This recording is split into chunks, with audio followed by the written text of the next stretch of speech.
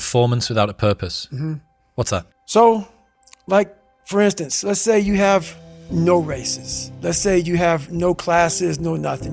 There's no purpose in your life. You know, people need to have purpose to get up. They need purpose to perform. You need to get to a point in your life where there's nothing on the docket. There's no 5K. There's no I'm going to get into school to be this or that and still perform to the highest level. Because what people don't get is one day that thing's gonna come up. And if you're not constantly performing without purpose, you're not gonna be ready when the time comes.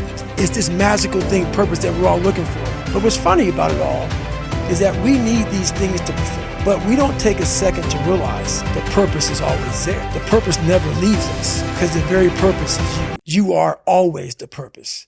There may be another purpose, like being a SEAL or going to college or whatever, but the main purpose in life is you. So if you wake up in the morning and you don't want to do something, you don't care enough about yourself. And that's what you need to really research is, man, why am I not doing this for myself? Because that is the number one purpose in life, is to better oneself.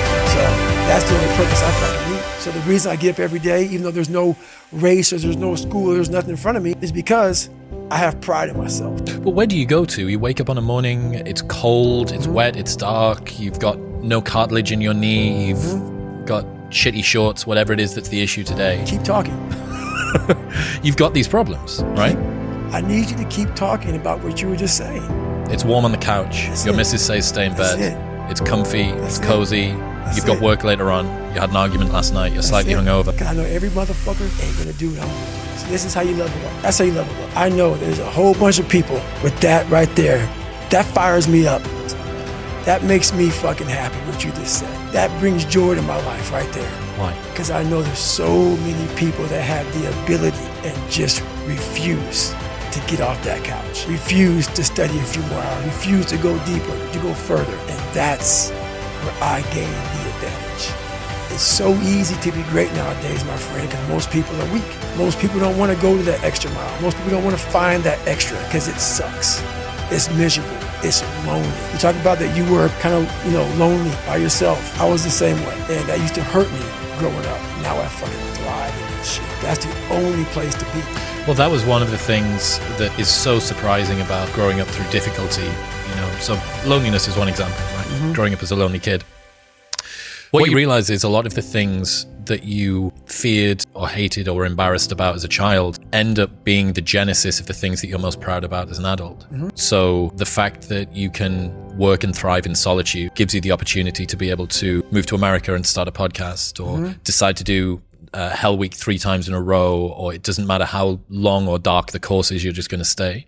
The fact that you were forced to be vigilant and to assess people, to work out what's going on when you became an adult, allows you to detect the vibe and the energy of whoever it is that you're speaking with, and know that this person's someone that I want to hang with and this person's somebody that I don't. Right. All of the things.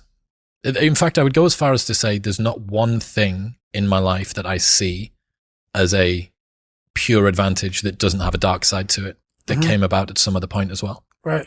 So one of the reasons that I spent so much time as a kid in my bedroom listening to audio tapes, because I didn't have anyone to play with, right? Only child, a little bit sort of unpopular. Right. So I'd be in my bedroom listening to audio tapes, and we'd go to the library every 2 weeks and we'd take the tapes back and we'd get new tapes and I'd bring them and listen to them again. Right. But you roll the clock forward 20 years and what's the 2023 version of an audio tape? It's a podcast. It's a podcast. A lot of the things that you love and value in yourself in adulthood are the light side of something that you were ashamed, fearful, disgusted by when you were younger. Yeah. I mean, I think that comes from overcoming. A lot of people, wonder, how did you become this? How did you become so vulnerable? How are you doing a podcast now when you were this kid? You overcame things. You fought them. And now this is what happens. This is on the other side of overcoming. You become very, very powerful when you overcome yourself. All those things you once cowered from, you were afraid of, when you face them eye to eye every day, you now become a person. Let's say that there's someone listening who resonates with what you're talking about. They've been through trauma, they've been through hard times, but they keep breaking promises to themselves and they're struggling to get off the couch and they're having a pity party. How can they stop feeling sorry for themselves? That's a difficult one because you have to want it. You have to want, and it starts off with you have to have pride in yourself. You have to have pride in yourself. You have to have, there's something about you, whether it's your last name, whether it's just the smallest thing. You have to be proud of yourself. And if you have no pride in yourself, I can't give it to you. Because you're always going to compromise. You're always going to fold. Always. I'm very proud of myself. That's why when people said, you know way you can do better than Can't Hurt Me. Roger that. We'll fucking see. It's that pride that wakes you up. And now I'm not talking about bad pride. I'm the attention to detail for the human being I want to do. I call this thing like I want to be the standard.